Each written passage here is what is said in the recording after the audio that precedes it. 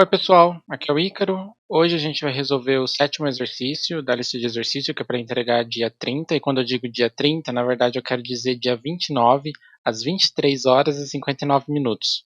Então nós temos pouco menos de 48 horas, mas eu acho que vai dar tempo. Talvez não dê tempo de fazer o último exercício, ou o exercício 8. Eu vou escolher um deles para fazer e postar vídeo aqui.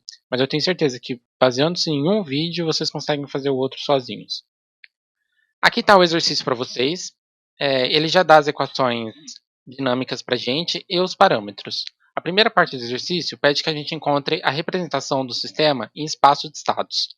Só que ele pede para a gente utilizar apenas o ângulo θ1 para compor esse espaço de estados, e a gente precisa criar um novo estado, que é o xi, que vai ser a integral do meu ângulo θ1.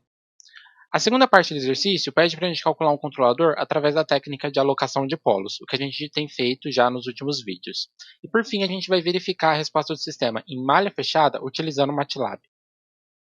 Agora eu vou dar uma breve explicação do que é um pêndulo invertido, para vocês terem propriedade para, depois de simular o sistema em MATLAB, saber dizer, com base nas características físicas do sistema, se a resposta que o MATLAB devolve para a gente faz sentido ou não. Aqui a gente tem um pêndulo comum, e um pêndulo invertido é um pêndulo comum se você girar ele em 180 graus. Aqui, conforme o pêndulo mexe, a gravidade faz ele voltar para o ponto de equilíbrio, que é aqui no meio. O pêndulo invertido, em vez da gravidade ajudar, a gravidade atrapalha. Então, toda vez que o pêndulo sai desse ponto de equilíbrio aqui no meio, a gravidade vai atrapalhar o meu sistema e mandar ele para mais longe do equilíbrio ainda. Um pêndulo invertido com roda de reação, ele é um pêndulo que possui uma inércia na sua ponta acoplada ao motor, de forma que o torque que essa inércia possui seja sentido pela inércia do pêndulo no sentido contrário, de forma a equilibrar ele. E o pivô aqui, ele é sem atrito, idealmente, né? E onde é usado isso? Geralmente na modelagem de satélites e de robôs bípedes, você utiliza essa abordagem de pêndulo ou pêndulo invertido, com ou sem roda de reação. Aqui do lado tem um videozinho do que seria um pêndulo invertido com roda de reação físico, na prática. O que é importante vocês lembrarem, o ponto de equilíbrio ele é zero, e ele 0 graus, e ele está aqui em cima do nosso pêndulo. Qualquer distúrbio vai fazer com que o nosso sistema saia desse equilíbrio e fique instável. Ou seja, nunca mais retorne à posição de equilíbrio original e fique aqui na posição de equilíbrio aqui embaixo. Uma outra coisa importante de lembrar, quando eu tiver a malha aberta, o meu sistema, se eu colocar qualquer tipo de entrada, ele vai cair e não vai voltar para o equilíbrio, mas a partir do momento que eu fechar a malha, o meu sistema ele vai ter uma ação de controle que vai ajudar ele a voltar para o equilíbrio. Aqui eu tenho as duas equações que descrevem a dinâmica do meu sistema, e aqui eu tenho os meus parâmetros. Se vocês notarem, não foi dado o parâmetro de inércia número 2. Por quê? Justamente porque eu vou trocar esse termo pelo torque diretamente na equação aqui de cima. Dessa forma, eu elimino tanto θ2 quanto a variável de inércia número 2. Se eu realizar aquela substituição da equação número 2 na equação 1 e isolar o θ1 dois pontos, eu vou obter essa equação. Essa daqui é a principal equação do meu sistema. Agora, eu tenho que definir três estados. O primeiro estado vai ser x1, que vai ser, na realidade, xi, que vai ser a integral do θ ao longo do tempo. O segundo estado vai ser x2, vai ser, na realidade, θ1. E por fim, x3 vai ser θ1 ponto.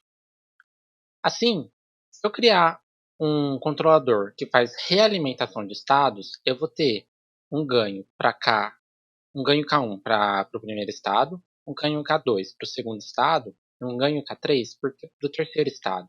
Notando que o terceiro estado é a velocidade, o segundo estado é a posição, e o primeiro estado é a integral da posição, quando eu faço isso, a minha realimentação de estados passa a ser, na realidade, um PID, porque eu estou fornecendo um ganho proporcional à posição, um ganho proporcional à integral da posição e um ganho proporcional à derivada da posição.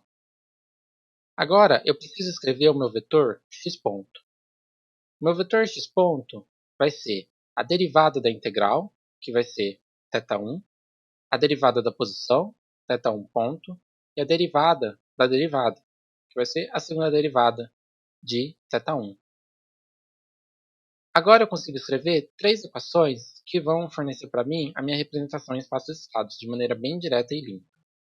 Então aqui eu tenho a matriz A, aqui eu vou ter a matriz B e aqui eu vou ter a matriz C. Lembrando que a matriz C, na realidade, ela é arbitrária. Nesse caso, eu estou querendo medir a minha posição angular do pêndulo invertido. Por isso que eu coloquei essa matriz C. Se eu quisesse medir tudo, eu poderia colocar uma matriz de identidade 3 por 3 aqui, e funcionaria da mesma maneira. Agora, vamos fazer a nossa alocação de polos. Os polos do meu sistema em malha fechada, eles são fornecidos pelas raízes dessa equação. Lembrando que a matriz K é a matriz de ganhos, K1, K2 e K3, que equivalem ao ganho proporcional integral, ganho proporcional proporcional e ganho proporcional à derivada. Aqui, então, eu tenho a minha equação com os valores de K1, K2 e K3 a serem encontrados. E aqui eu tenho a minha equação com os polos que eu desejo. Se eu comparar termo a termo, eu obtenho que K3 é igual a 11, K2 menos 2 é igual a 60 e K1 é igual a 50. Ou seja, de uma maneira bem direta aqui, K2 é igual a 62. Portanto, a minha matriz de ganhos, K, vai ser igual a 50, 62 e 11. Vamos agora para o MATLAB. Aqui eu tenho os parâmetros do meu modelo e as matrizes do meu sistema. Aqui eu defino o sistema em malha aberta apenas por costume mesmo, mas a gente não vai utilizar isso. Aqui eu tenho os polos do meu sistema onde eu gostaria que eles estivessem. Eu vou pedir para o MATLAB calcular os ganhos para eu obter esses polos de malha fechada através do comando place. Quando eu faço isso, o MATLAB me devolve uma matriz de ganhos K igual a 50, 62 e 11, que bate com os valores que a gente calculou na mão. Ou seja, os nossos cálculos estão corretos. Agora, eu vou querer simular o meu sistema submetido a uma entrada do tipo STEP quando eu fechar a malha. Lembrando que para definir o sistema em malha fechada, eu só troco a matriz A pela matriz A menos B vezes K. Quando eu faço isso, eu obtenho o seguinte gráfico com os estados do meu sistema. Aqui a curva azul é a integral da minha posição. A curva vermelha é a posição do meu sistema e a curva amarela é a velocidade angular do meu sistema. Um jeito da gente debugar isso e saber se faz algum sentido físico é ver se no ponto de máximo da minha posição a minha velocidade angular é nula. E isso realmente acontece. Então existe uma grande chance de nossa simulação estar correta.